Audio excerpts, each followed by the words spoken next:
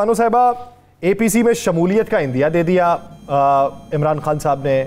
जलसे की कल इजाज़त मिली, आज कंटेनर ले गए। रऊफ हसन साहब ने पहले कहा जी कि हमारा वो गायब हो गया, क्या नाम है, जो क्रेन का ऑपरेटर है, तो हमारा स्टेज कैसे बनेगा। लेकिन फिर उन्होंने कहा जी जैसे तैसे भी होगा हम जलसा करेंगे। अब उसके बाद भी एनओसी को कैंसिल कर दिया जाए, तो आप समझती हैं कि पॉलिटिकल आगे सिस्टम जो है वो कहीं ना कहीं बेहतरी की तरफ गामजन हो सकता है?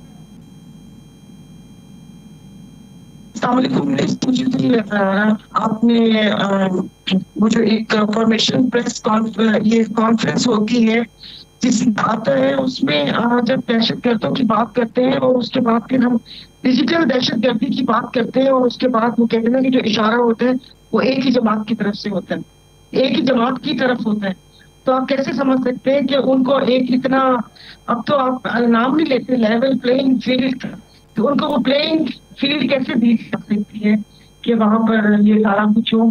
मैं नहीं समझती। हाँ, मुझे तो कुछ समझ नहीं आ रही कि ये हालात किस तरफ जा रहे हैं। कोई तो कहते ना कि कोई उम्मीद पर नहीं आती। रानू साहिबा हमें फिर से ज्वाइन कर चुकी हैं। जी सायरा बानो साहिबा, क्या समझती हैं कि एक तरफ वो पेश होने का इंदिया देते हैं और दूसरी तरफ फिर से बात ये हो रही है कि उनका एनओसी कैंसिल कर दिया जाए? हाँ, तो यही अभी मैं राणा साहब की बातें सुन रही थी और मुझे हंसी आ रही थी कि अनोखा लाडला खिलन को मांगे चांद रे। आपकी ये इतनी सारी ख्वाहिशें नहीं पूरी हो सकती कि आपने जाके हमारे इलेक्शन को मिला भी कहाँ दिया कि जो आज जो वहां पर हमने देखे हैं वहां पर इलेक्शन, और आपने कहा यहाँ पर, ये तो 100 साल के 200 साल भी चले तो जब तक लोगों को शऊर दे के इस हजूम को कौम बनाकर एक एक बंदा फर्द वाहिद अपनी जिम्मेदारी ना समझेगा तो ये नहीं हो सकता। आपके या मेरे कहने से नहीं हो सकता।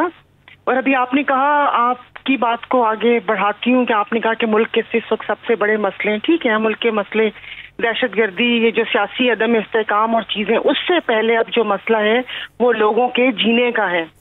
लोगों से जीने का हक छीन लिया गया है और इतनी बेशर्मी और ढिठाई से ये लोग आके इन लोगों ने बजट पेश किया। आपने किसी एक वजीर का शर्मिंदगी का बयान सुना कि वो हाथ जोड़ के आवाम से माफी मांग ले कि ये फैसले करने पड़े? आप यहाँ पर, मेरी आवाज आ रही है आपको? कुछ तो बोले, पता तो चले। आ रही है, बिल्कुल आ रही है। तो आपने कुछ देखा?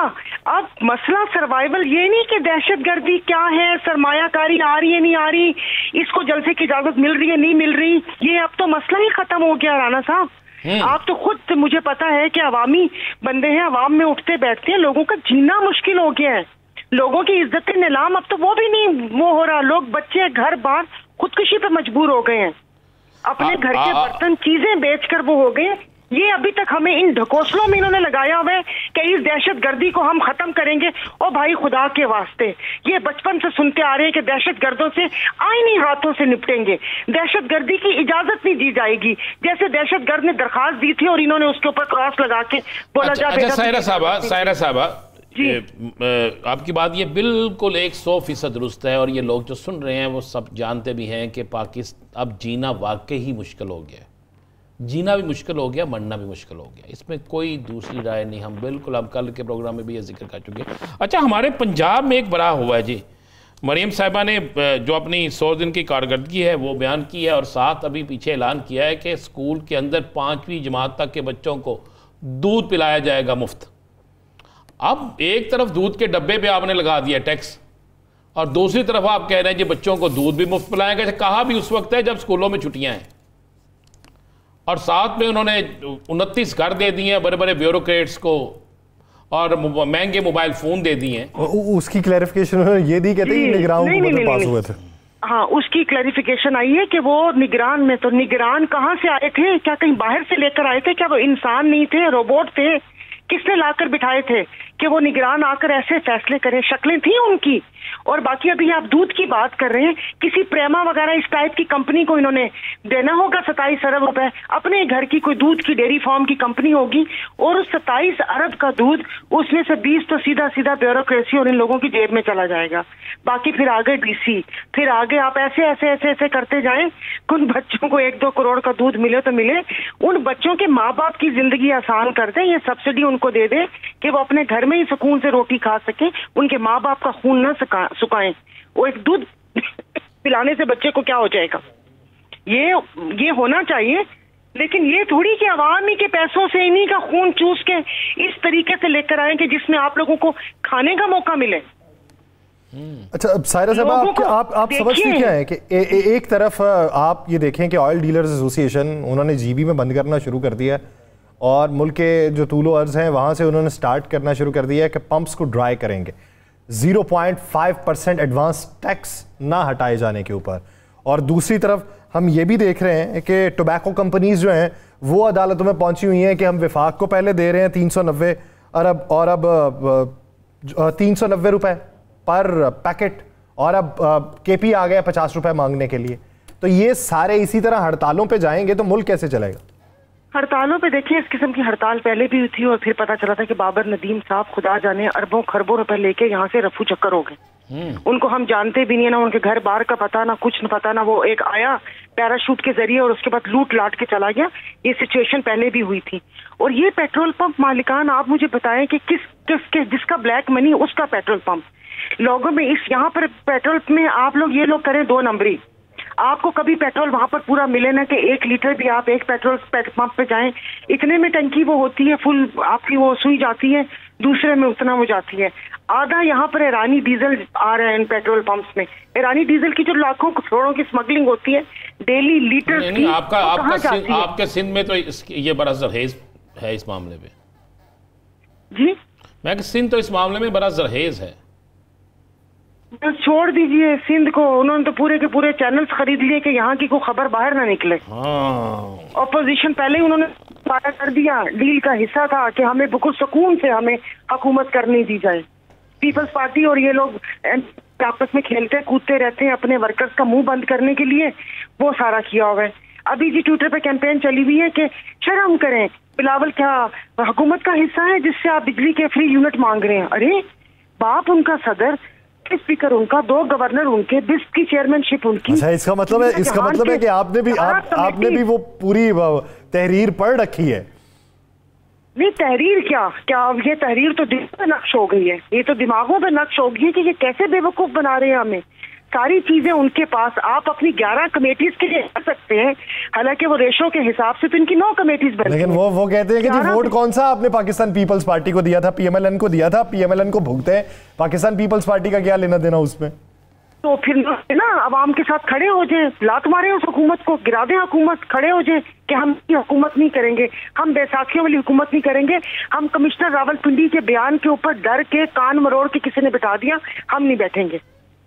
अच्छा मुझे ये तो बताएं, ये सारे काम जो सायरा साहबा, जहां पे एक तरफ अवामी नफरत इंतहाई है, ये बिल्कुल वहां पर बड़े मियाँ साहब को अचानक ख्याल आया कि वो मुल्क भर के दौरे करेंगे और लोगों को मुतहरक करेंगे। ये किस लिए मुतहरक करने जा रहे हैं, कोई इल्म है आपको? हाँ, मुझे नहीं समझ आ रही कि लोगों को क्या मुतहरक करेंगे। क्या शहबाज शरीफ को अपने भाई मानने से इनकार कर दिया? क्या मरियम को आग कर दिया? समझ नहीं आ रही। हुकूमत आपकी, आप आए, आपको सिंहासन पे बिठाने के लिए लाया गया, आपके लिए तो अदालतें एयरपोर्ट पहुंच गई, आपने विक्ट्री स्पीच कर दिया, आपने कबूतर उड़ा दिए, फिर आप प्रेसिडेंट बन गए, फिर आपने कर लिया। हाँ, फिर तो अवाम ने इनके तोते ही उड़ा दिए, कबूतर उड़ाए। तो अब वो अवाम को हमें क्या बताएंगे कि मुझे एक और मौका दे दो? मैं तो 6ठी क्लास में थी जब मैंने इनको देखा था, खैबर मेल से हम लोग जा रहे थे और मैंने इनको स्टेशन पे देखा था। तब से ये मुल्क की तकदीर बदलना चाह रहे हैं। वो पता नहीं कौन सी तकदीर है जो बदल ही नहीं पा रही। और जी वो मेरे ख्याल में सिर्फ वो वजीर आला बने थे या वजीर फाइनेंस थे या कुछ थे, वो शौक तो था ना लोगों में आने का। और उस वक्त पंजाबी जाग तेरी पग नू लग गया दाग, तो पंजाबियों ने भी कहा कि साडा भी लीडर आया, तो वो फिर हर जगह दौरे करते थे। मैं बहुत पहले की बात बता रही हूँ, हम लोग थे तो वहां पर हमें पता चला कि यहाँ से जो नवाज शरीफ, हमने नाम एक सुना था, तब से मुल्क की तकदीर बदल ही नहीं पा रही। इनके लिए पंजाब या मुल्क की हुकूमत करना सिर्फ लाहौर की हद तक है। जो बॉर्डर के एरिया, जो कम्मू शहीद कोर्ट अफजल से बैठे हुए, वो जानवर बैठे हुए, जो उधर जाकर बैठे हुए, वो बाकी जो इलाके हैं उनमें कोई नहीं बैठा हुआ। ये आप कौन सा चूरन बेचेंगे, मुझे समझ नहीं आ रही। अब क्या मैं कहूँ, फिर मैं कहूँगी तो फिर बहुत सारे लोगों मियाँ साहब तो मुतहर्रिक हुए हैं पार्टी की तंजीम साजी के लिए, उन्होंने मुल्क गिर दौरों का फैसला कर लिया। मैं वही सवाल किया मैंने, पार्टी की तंजीम साजी के लिए उनके जो रुफका थे वो तो छोड़ के चले गए। जुबैर हो गए, मिफ्ता हो गए, शायद खाकान अब्बासी हो गए, वो क्या नाम है उनका, एक और अब्बासी थे, मेहताब अब्बासी, फिर आफरीदी, शेख रोहेल असगर। तो अब मतलब किस बेस के ऊपर? वो कहते हैं नए रुफका साथ में लाएंगे, नया कारवान बनाएंगे। ओह मेरे खुदा, जो पुरानी संगतों को ना संभाल सके वो नए रुफका के साथ क्या करेंगे? नए रुफका नए नए तरीके बताएंगे कि हाँ ये वो होगा या ऐसे होगा। मगर देखिए मुल्क तबाह बर्बाद कर दिया। पीपल्स पार्टी ने इदारे किए, ये क्या कहते हैं, ओवर एम्प्लॉयमेंट करके, और इन लोगों ने मुल्क की जड़ें खोखली की, PIA के रूट्स बेचे, ये किया। अभी मुझे बताएं, मुझे वो कहते हैं जब कश्ती साबित सालिम थी तो साहिल की तमन्ना किसको थी? अब इस टूटी फूटी कश्ती में साहिल की तमन्ना कौन करे? अभी आप कह रही हैं कि पाकिस्तानी अवाम OLX पे नहीं लगी हुई? OLX पे लगी हुई है। मेरे तो इतना मैंने कर्जा देना है, मुझे तो समझ नहीं आ रही। मैं तो अपने टैक्स पे देती हूँ, मैं अपना पूरा टैक्स में देती हूँ। कि वो कहते हैं कि अब तो एक अभी मीम चल रहा था कि FBR के सवालात, कि अब हमसे ये पूछा जाएगा कि कहाँ से आए ये झुमके, किसने दिए ये झुमके, कहाँ से लाई ये झुमके। अब तो लगता है ये सवाल भी पूछे जाते हैं, कोके का भी पूछा जाएगा, आया होगा सारा। अब आप मुझे बताएं ना, कहाँ जा रहे हैं? ना गरीब इलाज करवा सकते हैं, ना पीने का पानी। मैं आपको अपने सिंध का बताऊं, वहां पर तो जानवरों के पीने का पानी भी नहीं है। इन्होंने तो माहिर मुहर्रम का आगाज आ रहा है, इन्होंने तो हमें करबला में बिठा दिया। इन्होंने हमें कहा कि फील करो कि वहां पर करबला में क्या सूरत हाल थी, वो मेरे जिला सांगड़ में चल रही है। पानी बंद करके इन्होंने धान की फसलें उगाई हुई है। बस खुदा इनको पूछे, मेरे परवरदिगार ने, खुदा जाने इनकी रस्सी क्यों दराज की हुई है मेरे रब ने। लोग मर रहे हैं, आप देखें, आप चेहरों से रौनकें चली गई हैं, बेरंग आंखें, बेनूर आंखें लोग लेके देख रहे होते हैं। शर्म आती है हमें कि बाहर निकलते हुए भी। तो क्या अब स्ट्रेटेजी क्या होगी अपोजिशन की? एक तरफ तो NOC भी नहीं मिला और दूसरी तरफ आपकी जमात, हर कोई जमात है वो तहरीक का कह तो रही है, लेकिन तहरीक के लिए बाकायदा आगाज कब से हो रहा है?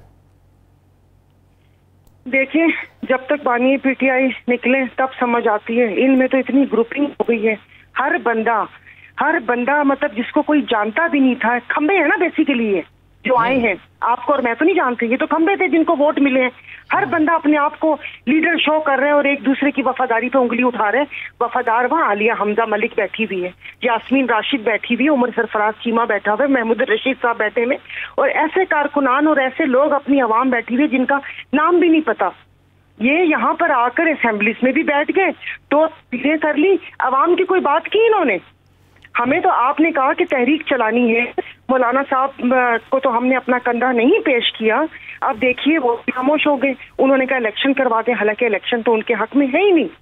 उसके बाद PTI है, तो PTI में किससे बात करें? आप मुझे कोई एक बंदा बता दें कि हाँ चले ये भी बहुत जल्द क्लियर हो जाएगा। ये तो बताएं, आप फाइलर हैं भाई, आप मुझे बताएं कि आप कह रहे हैं कि PTI अपोजिशन बैठी हुई थी ना, अपोजिशन अपनी मराद बढ़ाने पे क्यों नहीं बोली कि हमें नहीं चाहिए टिकट, हमें जो तनख्वाहें आप बढ़ा रहे हैं, जो पेट्रोल। राणा साहब 3 बंदे हैं, नाम मैं आपको बाद में बता दूंगी, स्पीकर ऑफिस में रोज जाते हैं कि नाम ECL से निकलवा के पासपोर्ट दिलवा दो। मैं डबरा है, काम कर तो साढ़े पासपोर्ट दे दे। और एक कहता है कि वो गड्डी तो दे दो, जिन्हों कोई चंगी जी वो मिल गई है ना, क्या कहते हैं, स्टैंडिंग कमेटी, वो कहना नवी गड्डी दे दो, गड्डी चली हुई है। जब 3-4 बंदे जिनके बारे में बड़ी आप भी कस्में उठा लें, वहां पर खड़े होकर स्टैंडिंग कमेटी के ऊपर और अपने नाम ECL पे निकलवाने पे, उस पे क्या बोले क्यों नहीं? अपनी टिकट्स पे क्यों नहीं बोले? मराद पे क्यों नहीं बोले? क्यों? मतलब वो है कि जितना मर्जी आप इलाज करवाओ। आप मुझे बताएं कि ऐसे कैसे हो सकता है कि एक 342 का जो बैठे हुए वहां पर, वो तो दुनिया जहान की मरात ले, ब्यूरोक्रेसी को नथ ना डाल सको आप, वो मोनेटाइजेशन के नाम पर अब पैसे ले, और उसके बाद आप सारा बोझ गरीब को उठाना है। गरीब को उठाना है, गरीब उठाता रहा है। या 70 सालों में 74 सालों में हमने गरीब को ही सिर्फ बताया है